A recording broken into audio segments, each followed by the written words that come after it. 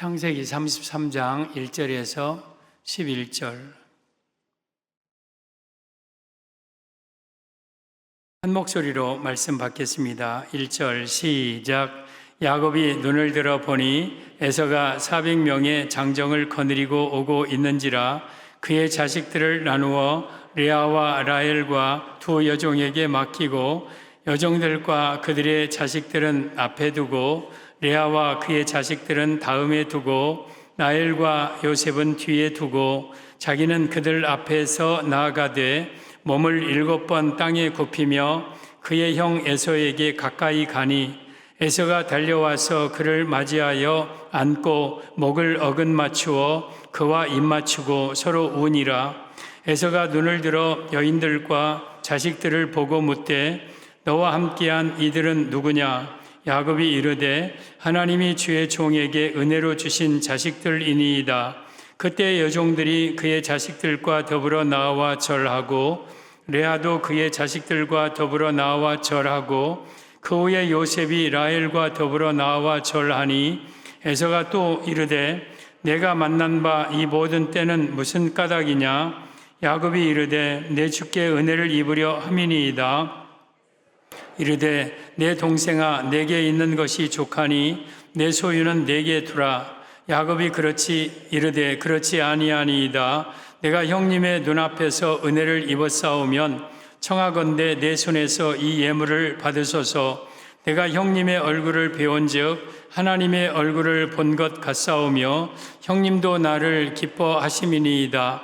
하나님이 내게 은혜를 베푸셨고 내 소유도 족하오니 청하건대 내가 형님께 드리는 예물을 받으소서 하고 그에게 강권함에 받으니라. 아멘.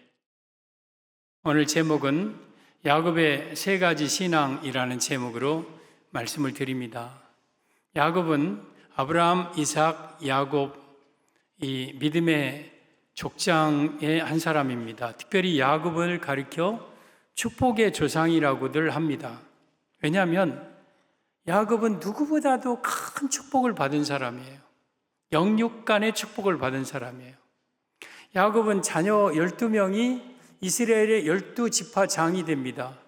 야곱은 엄청난 물질도 축복도 받습니다. 영적으로도 야곱의 이름이 이스라엘이에요. 이스라엘이 성경에 가장 많이 나오는 이름이고 내가 에서는 미워하고 야곱은 사랑하였다고 말라기 1장 2절에 분명히 하나님은 말씀하셨어요. 그러니까 야곱은 영적으로 육적으로 충만한 복을 받은 사람입니다. 그러면 하나님은 왜 야곱에게 이런 복을 주셨을까? 야곱이 어떤 신앙 이욕을 가졌길래? 오늘 본문을 통해서 야곱이 축복받은 이유를 다 말씀드릴 수는 없지만 그 가운데 야곱이 축복의 주인공이 될 수 있었던 분명한 신앙의 모습이 있었습니다. 우리도 야곱과 같은 신앙을 가지고 살아갈 때에 하나님은 여러분에게 야곱의 축복을 부어주실 것입니다. 오늘 본문의 내용은 야곱이 하란에서 20년 동안 라반 밑에서 살다가 큰 재물을 이끌고 하란에서 이제 출발을 합니다. 근데 그에게 앞에 지금 형 에서가 20년 동안 복수의 칼을 갈고 원한 감정을 가지고 있던 에서가 400명을 이끌고 야곱을 지금 죽이러 옵니다. 야곱은 밤새도록 약복강에서 하나님과 씨름하여 정강이 뼈가 위골될 정도로 하나님 앞에 부르짖고 그리고 이제 에서를 향하여 가는데 자기 식솔들은 다 뒤에 두고 자기가 가장 앞장서서 에서를 향하여 갑니다. 갈 때에 7번 그가 쓰러집니다. 쓰러지고 또 쓰러지고 또 쓰러지고 지금 에서가 살기 등등해서 야곱을 죽이러 오는데 저 앞에 야곱이 막 쓰러져서 엎드리고 해요. 그러는 순간 이 에서의 마음이 눈 녹듯이 녹아집니다. 그리고 그 형과 동생이 20년 만에 서로 끌어안고 입을 맞추면서 막 화해를 하는 내용이 오늘 본문의 내용입니다. 오늘 본문을 통해서 야곱의 세 가지 신앙을 말씀드릴 터인데 여러분들도 이러한 야곱의 신앙을 갖고 여러분들에게도 야곱처럼 축복을 하나님이 마음껏 부어줄 수 있는 축복의 주인공들이 되기를 바랍니다. 야곱의 세 가지 신앙. 첫째, 에서와 끌어안고 입을 맞추었습니다. 4절에 보면 에서가 달려와서 그를 맞이하여 안고 목을 어긋 맞추어 그와 입 맞추고 서로 우니라. 지금 야곱과 에서가 20년 만에 만나서 끌어안고 부둥켜 안고 울었다. 이 말씀의 의미는 야곱의 신앙 첫째, 서로 용서하는 신앙임을 의미합니다. 서로 용서하는 신앙.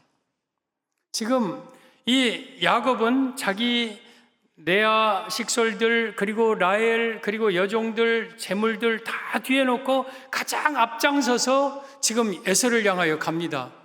이게 지도자의 모습이에요. 내가 죽어도 내가 먼저 죽을고 내가 책임지겠다는 뜻이죠.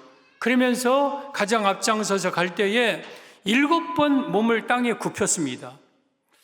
여러분, 다리가 저려서 7번 쓰러지기도 하지만 사실은 여기 이 야곱의 이 모습은 형님에게 용서를 구하는 모습이에요. 몸을 굽혀 땅에 엎드렸다는 것은 복종을 의미하고 용서를 의미하는 거예요. 그러면서 이 야곱이 지금 에서를 향하여 갑니다. 7은 완전수예요, 완전수. 그러니까 이 7번 땅을 몸에 굽혔다는 것은 용서해 줄 때까지 그 앞에 엎드리는 것을 의미하는 거예요. 형님, 용서해 주세요. 형님, 잘못했습니다. 형님, 잘못했습니다. 그 모습을 멀리 지금 에서가 보고 있는 거예요. 그러자 20년 동안 복수심, 원한 감정, 이것이 눈 녹듯이 다 사라지고, 그리고 그 동생과 지금 사실은 쌍둥이에요, 쌍둥이. 에서는 쌍둥이 형이고 야곱은 쌍둥이 동생이고 20년 만에 만나서 끌어안고 입 맞추고 막 엉엉 웁니다. 형님, 잘 계셨습니까? 아우야, 잘 있었느냐? 형님, 용서해 주세요, 용서해 주세요. 괜찮다, 괜찮다. 아우야, 형님, 잘못했습니다. 그러면서 실로 20년 만에 만나 눈물바다를 이루면서 서로 화해를 합니다. 이것이 야곱의 첫 번째 신앙이었습니다. 여러분, 우리가 생활하는 동안 남을 내가 용서하는 것이, 화목하게 사는 것이 왜 그렇게 중요하냐면, 마태복음 6장 14절 15절에 보면 너희가 사람의 잘못을 용서하면 너희 하늘 아버지께서도 너희 잘못을 용서하시려니와 너희가 사람의 잘못을 용서하지 아니하면 너희 아버지께서도 너희 잘못을 용서하지 아니하시리라. 여기 아버지는 하나님입니다. 우리가 다른 사람을 만약에 용서하지 아니하면 하나님도 우리를 용서하지 않으신다고 그랬어요. 내가 다른 사람을 용서할 때 하나님도 우리를 용서하신다는 거예요. 그래서 내가 다른 사람을 용서하지 아니하면 하나님은 여러분들을 용서 못합니다. 용서가 그만큼 중요한 겁니다. 주기도문에 예수님이 마태복음 6장 19절 이하에 우리 주기도문을 할 때 보통 이래야 되잖아요. 하나님 아버지께서 나를 용서하시면 내가 이웃의 죄를 용서하겠나이다. 이렇게 기도해야 되잖아요. 근데 우리가 우리의 죄를 용서해 준 것 같이 아버지께서는 우리의 죄를 사하여 주옵시고, 그러니까 우리가 먼저 다른 사람을 용서하지 아니하면 하나님도 우리를 용서하지 않으신다는 거예요. 그러므로 하나님이 우리를 용서하지 아니하면 우리는 지옥 가는 거예요. 지옥 가는 거예요. 다른 사람을 내가 용서하지 못하고 살아가면 우리는 하나님께 용서를 받지 못하는 거예요. 용서가 그래서 그만큼 중요한 거예요. 마태복음 5장 22절 이하에 이런 말씀을 예수님이 하셨습니다. 나는 너희에게 이르노니 형제에게 노하는 자마다 심판을 받게 되고 형제를 대하여 라가라 하는 자는 공회에 잡혀가게 되고 미련한 놈이라 하는 자는 지옥불에 들어가게 되리라. 여기 형제는 집안에 형님, 동생, 누나, 언니도 있지만 교회 안에 우리 성도들, 더 나아가서 모든 사람들을 가리키는 거예요. 내가 만약에 형제를 노한다, 화를 낸다, 그럼 심판받는다. 라가라, 이건 욕설입니다. 욕설. 욕을 한다, 그러면 공회에 잡히고, 미련한 놈이라고 만약에 저주하면 지옥불에 들어간다. 그러니까 형제를 용서하지 아니하면 우리는 심판받고 지옥 가는 거예요. 그러면서 23절에 그러므로 예물을 제단에 드리려다가 거기서 내 형제에게 원망 들을 만한 일이 있는 것이 생각나거든 예물을 제단 앞에 두고 먼저 가서 형제와 화목하고 그 후에 와서 예물을 드리라. 여러분, 만약에 하나님 앞에 예배를 드릴 때에 내가 누구에게 원한 감정이 있고 아직 감정을 풀지 못한 그런 사람이 있으면 먼저 가서 그에게 화해하고 용서 구하고 와서 예물 드려라, 예배를 드려라. 그래야 하나님이 그 예배를 받겠다. 여러분, 우리가 아무리 여기 나와서 예배를 드려도 우리 마음속에 누군가를 미워하고 원한 감정, 복수심 이런 것들이 있어서 예배를 드리면 하나님은 여러분이 예배를 안 받는다는 거예요. 여러분의 예물도 안 받는다는 거예요. 따라서 먼저 우리가 형제와 서로 간에 화해하고 용서한 후에 와서 예배를 드리고 예물을 드릴 때 하나님이 예배를 받으신다는 거예요. 여러분, 용서하지 아니하면 심판받고 지옥에 들어가고 우리의 예배도 하나님이 받지 않으시고 더 나아가서 하나님의 축복을 우리가 받을 수가 없는 거예요. 받을 수가. 용서가 그렇게 중요한 거예요. 근데 목사님, 근데 그게 힘들어요. 용서가 잘 안 돼요. 막 속에 미운 감정, 막 원한 감정 때문에 막 용서가 잘 안 돼요. 어떻게 하면 용서할 수 있겠습니까? 용서할 수 있는 방법이 하나님의 주권을 인정하고 사는 거예요. 여러분, 하나님은 온 우주를 지금도 운행하고 계시고 하늘의 새도 땅에 떨어지는 것도 하나님이 허락하셔야 되고 내 모든 발걸음조차도 다 하나님이 허락하셔야 내가 살아가는 거예요. 이 모든 우주 만물은 나에게 일어나는 일은 우연이 아니라 하나님의 주권이에요. 근데 누군가 나를 미워하고 나를 막 원수 감정이 있고 복수심이 있고 나를 막 가로막고 힘들게 한다. 그 또한 전체적인 범위에서 볼 때 하나님이 하시는 거야. 하나님이 내게 필요하니까, 내가 잘못된 길 걸어갈까 봐, 또 내가 하나님 교만할까 봐, 또한 그런 길 통해서 나를 훈련시키고 연단시키는 거예요. 여러분, 요셉을 보세요. 요셉이 형들에게 미움을 받아서 형들에게 팔립니다. 애굽의 종으로 팔립니다. 그 일로 애굽의 보디발 장군의 집에 가서 노예 생활합니다. 더 나아가서 감옥에까지 들어갑니다. 여러분, 이 요셉은 10명의 형제들을 용서할 수가 없어요.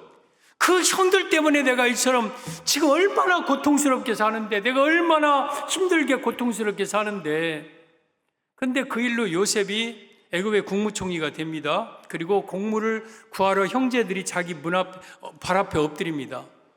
막 보니까 자기 형들이에요. 자기를 그토록 미워했던, 막 어쩌면 이들을 당장 잡아다가 다 죽여버려라, 감옥에 집어넣어라 해도 분이 안 풀릴 만큼 어쩌면 그 오랜 세월 동안 분에 쌓여있는 요셉일 수 있어요. 근데 요셉은 그 형들에게 형님들이 나를 팔았다고 해서 너무 불안해하지 마소서.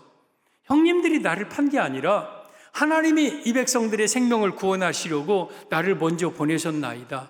형님들, 그러니 나한테 너무 불안해하고 내가 당신들을 어떻게 할까 봐 불안해하고 떨지 마소서. 형님들이 한 게 아니라 하나님이 하셨습니다 하고 하나님의 주권을 인정하니까 요셉은 그들을 용서할 수 있었어요. 어쩌면 형님들이 고마운 분들이죠. 형님들이 나 안 미워했고 나 안 팔았으면 나 이거 국무총리 못 되는 거예요. 여러분, 야곱도 마찬가지예요. 형 에서의 장자권을 팥죽으로 때로는 뺏었어요. 근데 그 일로 인해서 형에게 미움받아 쫓겨나서 이 하란 땅에 와서 자기 귀한 가족을 얻었고 거기에 큰 재물을 얻었어요. 만약에 형님에게 내가 미움 안 받았다면 나는 이처럼 큰 축복을 못 받은 거예요. 따라서 알고 보면 이 모든 것이 다 하나님이 하시는 일이 하나님이.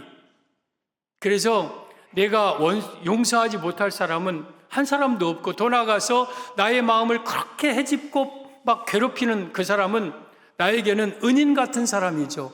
나를 오늘의 나로 만들어주신 귀한 분이기 때문에 은인 같은 분이에요. 그래서 하나님의 주권을 생각하면 이 땅에 용서하지 못할 사람이 한 사람도 없는 겁니다.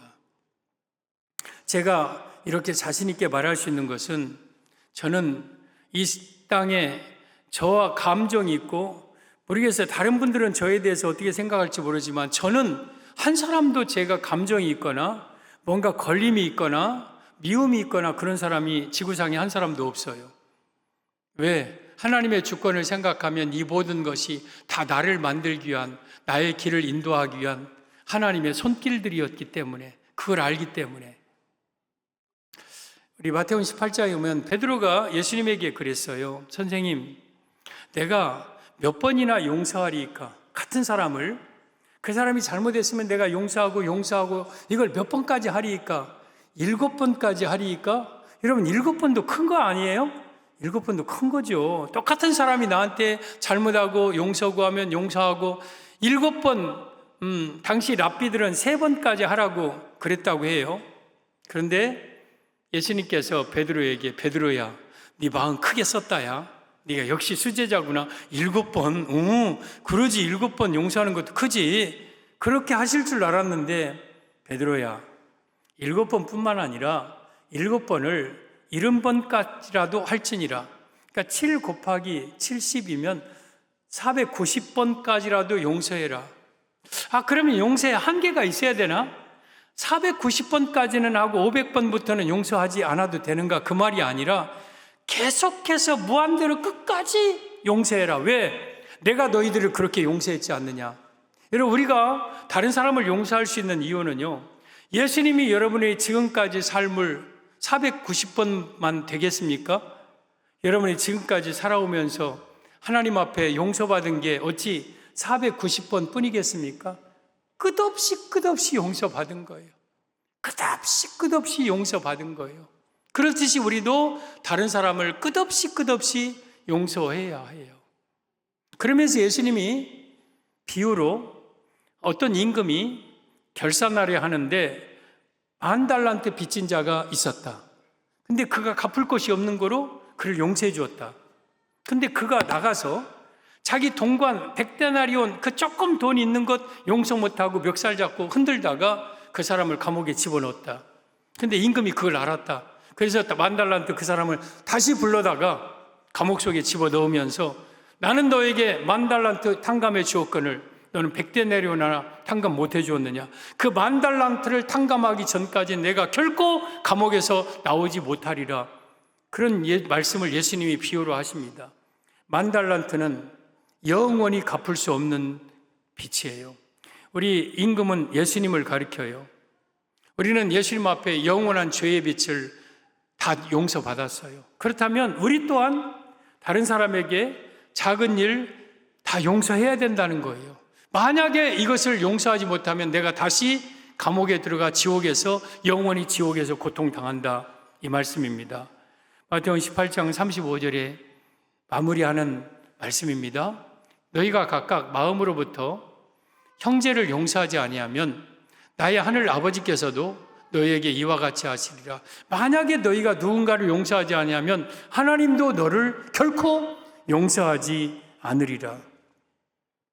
여러분, 만약에 이 야곱이 형과 용서를 안 했더라면 야곱이 축복의 주인공이 됐겠습니까?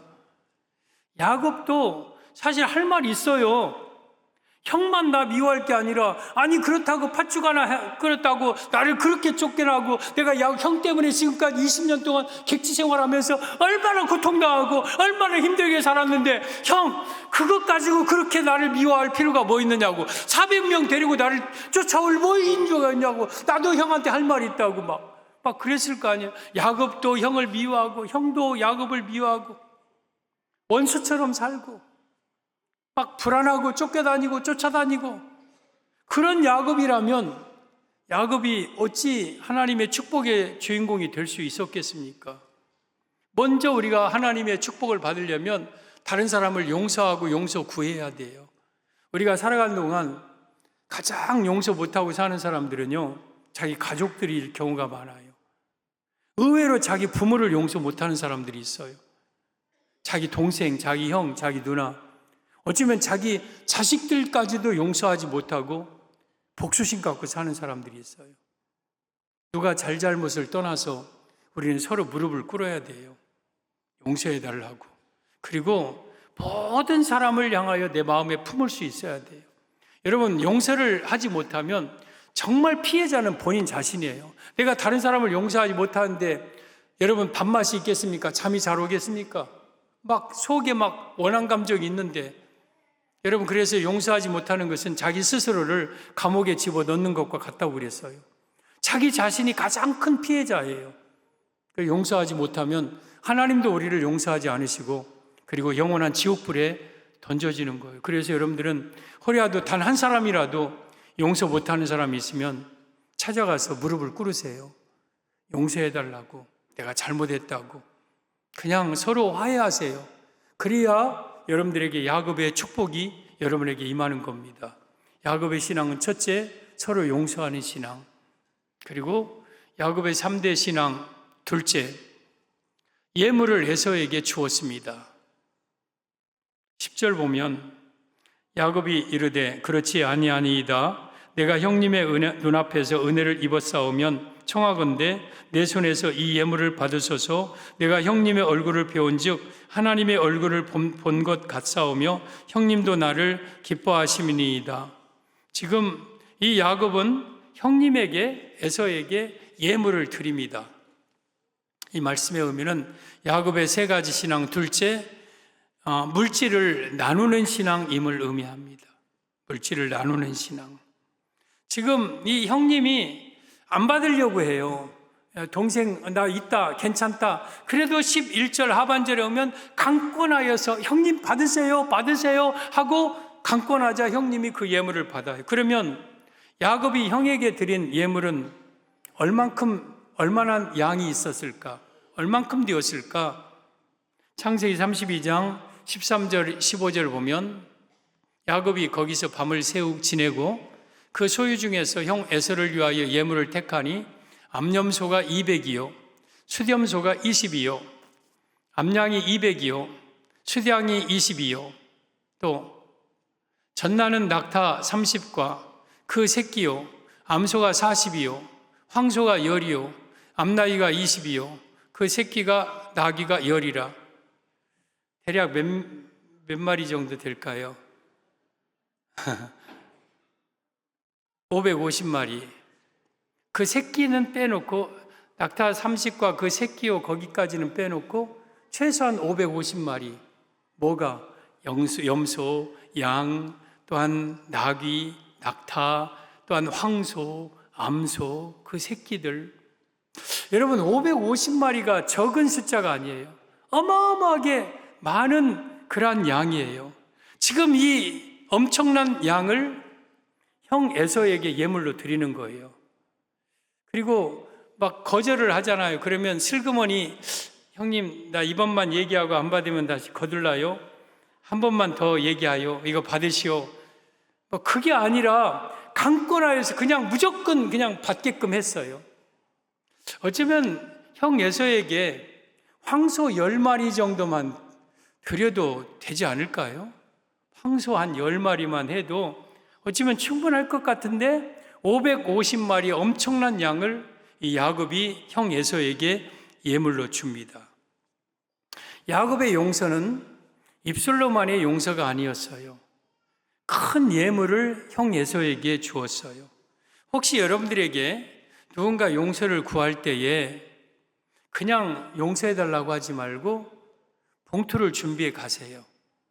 봉투를 좀 과하게 준비해 갖고 가서 용서를 구하세요. 내가 잘못했다고. 여러분이 잘못한 것 같지 않더라도 뭔가 감정이 있다면 그냥 용서해달라고 하세요. 우리 하나님께서도 그랬어요. 하나님의 그 성물을 떼어 먹으면 거기다가 5분의 1을 더해서 하나님 앞에 드리라고 그랬어. 그러면 용서하겠다고. 그러니까 예물로 드리면서 야곱은 용서를 구했어요. 그러면 꼭 성도의 나눔이 내가 누군가에 빚졌기 때문에 용서 구하라는 의미에서만이 나눔이 있어야 될까? 그게 아니라 성도는 반드시 어려운 이웃에게 나누면서 살아야 된다는 말씀입니다. 우리 성도들, 우리는 어려운 이웃에게 여러분의 물질을 나누면서 살기를 바랍니다. 우리 예수님께서 제자들에게 5병이어 7병이어의 기적을 보게 하셨죠. 오병이어 물고기 5마리와 떡 5개와 물고기 2마리가 오병이어입니다.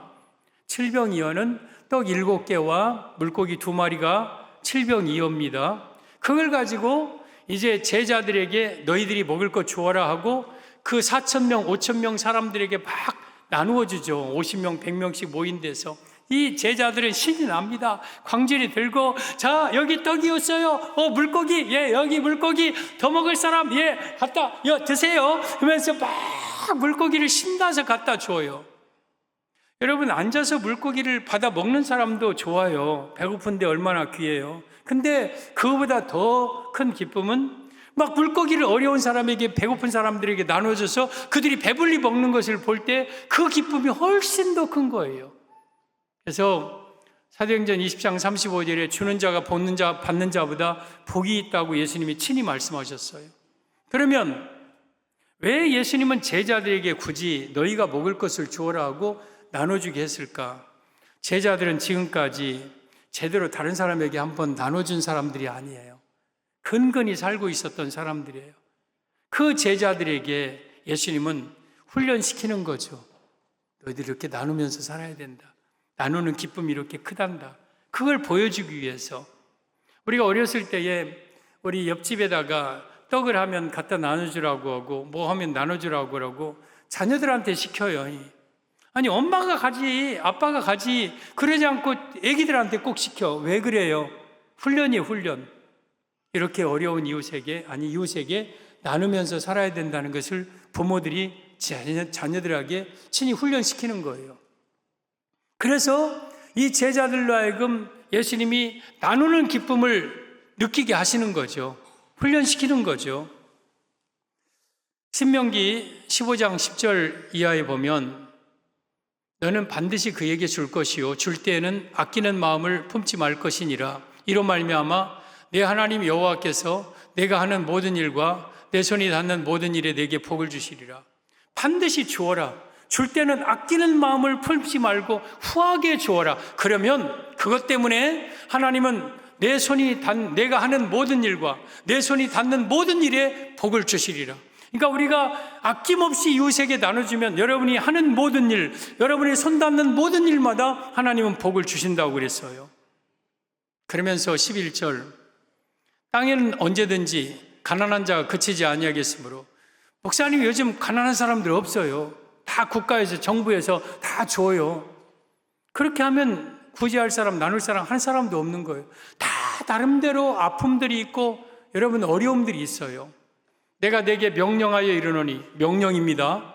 너는 내 땅 안에 내 형제 중, 그러니까 우리가 어려운 이웃을 나눌 때에 먼저 하나님의 성도들이에요. 성도들, 예수님을 믿는 자들부터 어려운 자들 나누고 그리고 불신자들에게 나누어야 돼요. 내 형제 중 곤란한 자와 궁핍한 자에게 내 손을 펼치니라. 어려운 자들에게 반드시 내 손을 펴라. 그래서 땅에는 언제든지 가난한 자들이 있다. 내 형제 중에서 곤란한 자, 궁핍한 자에게, 내 형제에게 나눠주면 하나님께서는 내가 하는 모든 일과 내 손이 닿는 모든 일에 복을 줄 것이다. 내가 장사하면 장사가 잘 될 것이고, 직장에 들어가면 직장이 잘 될 것이고, 농사지면 농사가 잘 될 것이고, 짐승을 키우면 짐승들이 잘 될 것이고, 손대는 일마다 하는 일마다 복을 주신다. 누가?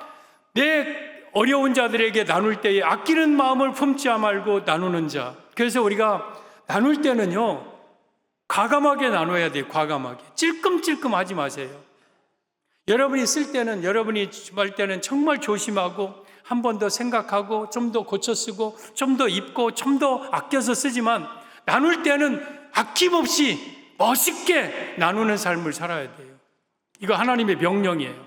그런 자가 하나님의 축복의 주인공이 될 수 있는 거예요.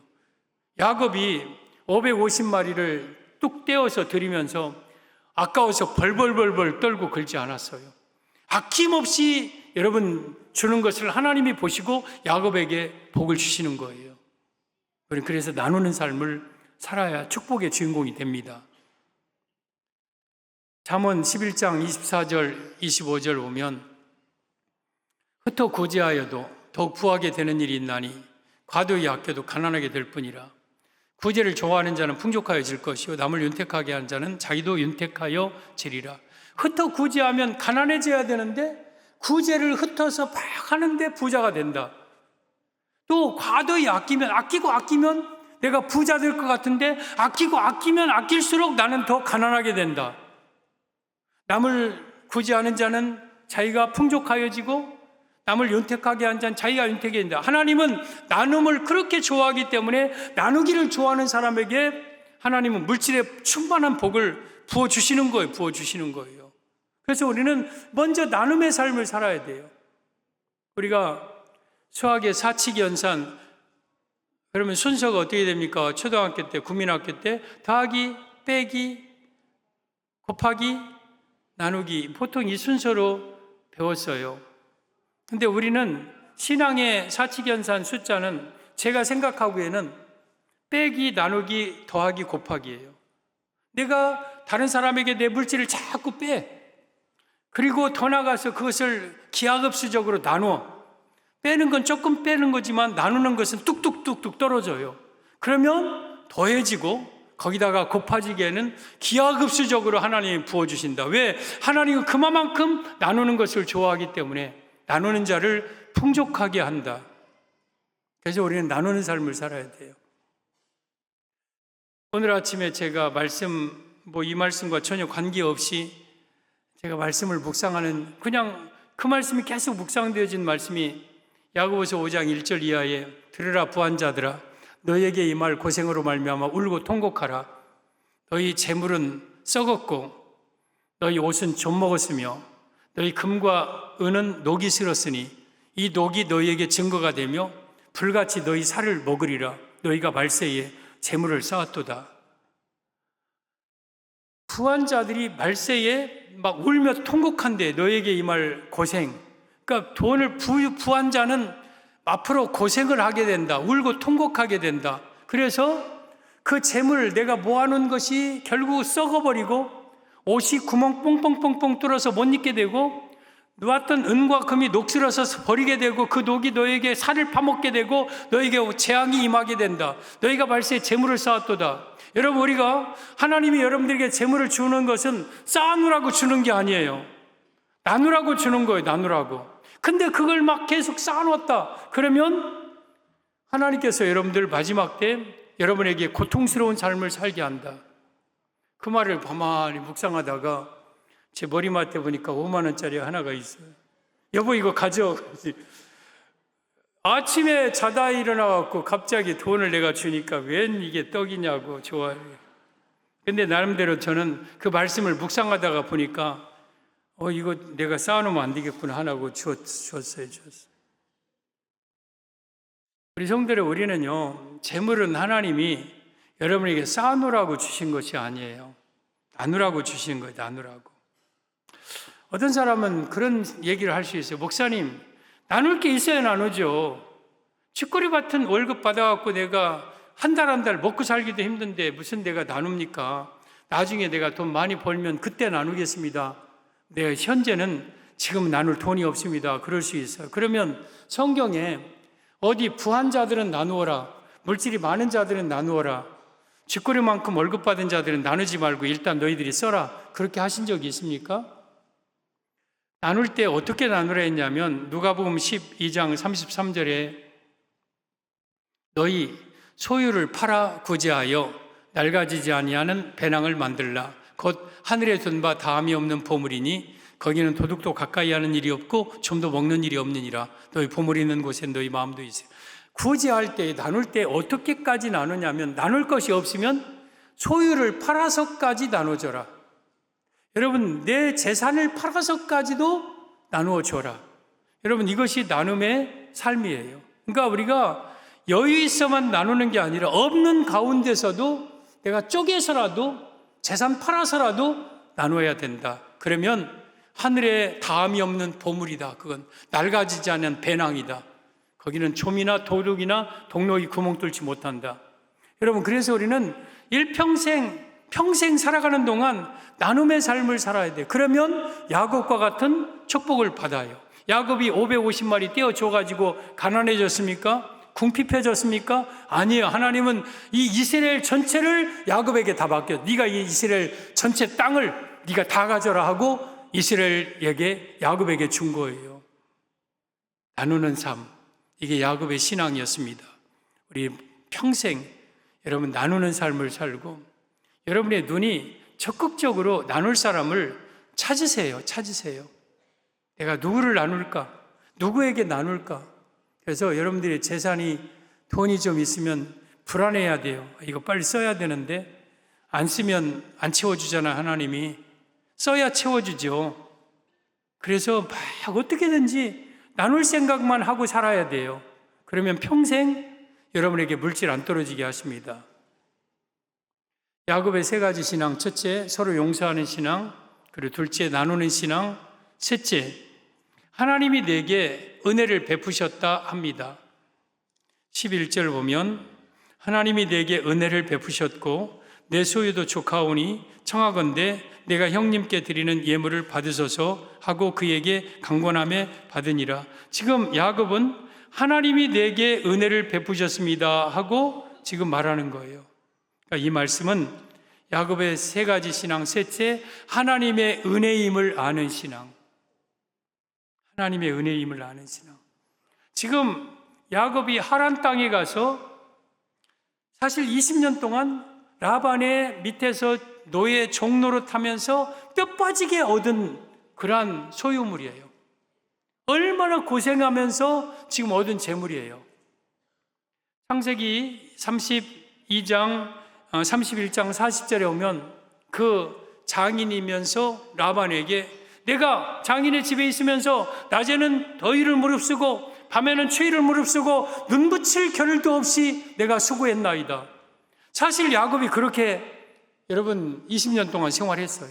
눈 붙일 겨를도 없이. 그래서 얻은 보상이에요. 어쩌면 야곱이 지금 거느리고 있는 것은 자기가 정당한 대가로 수고하고 얻은 대가일 수 있어요.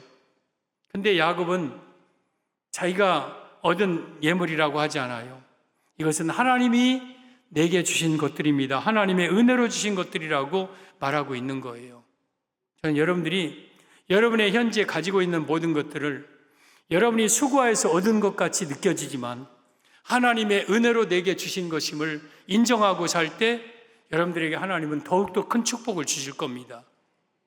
창세기 32장 10절에 나는 주께서 주의 종에게 베푸신 이 야곱의 고백이에요. 지금 나는 주께서 주의 종에게, 우리 하나님께서 주의 종은 자기에게요, 야곱에게 베푸신 모든 은총과 모든 진실하심을 조금도 감당할 수 없사오나 내가 내 지팡이만 가지고 이 요단을 건넜더니 지금은 두 때나 이루었나이다. 지금 20년 전에 창세기 28장에 야곱이 지팡이 하나 가지고 지금 하란 땅을 향하여 갑니다. 요단강을 건너서 저 북쪽에 있는 메소포타미아 강을 건너고 지금 하란 땅에 갑니다. 20년 전에 지팡이 하나 가지고, 보따리 하나 가지고. 그러면서 야곱이 그때 얼마나 무서웠습니까? 얼마나 외로웠습니까? 아무도 없었습니다. 아무것도 없었습니다. 막막하고 외롭고 무섭고 두렵고 떨리고 춥고 배고프고 그런 야곱이었는데 20년 만에 두 떼는 염소의 작은 두 떼가 아니라 에서가 오면 이때는 피하면 이때는 살리라고 자기 재산을 둘로 나눈 거예요. 그러니까 거대한 재물을 이루었다. 주께서 내게 베풀어 주신 은총 때문에, 진실하심으로 내가 감당할 수 없는 은혜를 받았습니다. 지금 고백하고 있는 거예요. 야곱은 홀로 20년 전에 베델의 이 하란 땅에 와서 하나님의 은혜로 이처럼 거대한 재산을 이루었다는 것을 고백하고 있는 거예요. 야곱은 하나님의 은혜임을 아는 삶이었어요. 하나님의 은혜, 모든 게 하나님의 은혜였다. 오늘 본문 안에도 하나님의 은혜였음을 야곱은 자꾸 고백하죠. 5절에 보면 하반절에 하나님이 주의 종에게 은혜로 주신 자식들입니다. 내 자식들이 하나님이 나에게 주신 은혜의 자식들이다. 또 8절에 보면 하반절에 내 주께 은혜 입으려 하나이다. 내 주는 여기서 에서예요. 에서 당신께 내가 은혜 있기를 원한다. 또 10절 하반절에 보면 10절에 중반에 내가 형님의 눈앞에서 은혜를 입었사오면, 내가 형님 에서의 눈앞에 은혜를 입었사오면, 11절에도 하나님이 내게 은혜를 베푸셨고, 지금 이 야곱은 계속해서 하나님의 은혜를 고백하고 있는 거예요. 야곱은 본인이 하나님의 은혜로 지금까지 살아왔음을 고백하는 거예요. 사랑하는 성도 여러분, 지금까지 우리가 여러분 살아오는 모든 것들은 다 하나님의 은혜로 살아왔어요.